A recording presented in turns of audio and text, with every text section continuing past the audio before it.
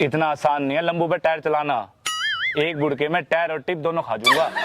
अरे डटिए खली, पर तेने नूना बताई। तेरे पास कुत्ता क्या लग रहा था? वह काका सुलते के बाद लाशी रखी थी, वो मैं पी गया। कुत्ता पता नहीं मेरे पीछे क्यों पड़ गया।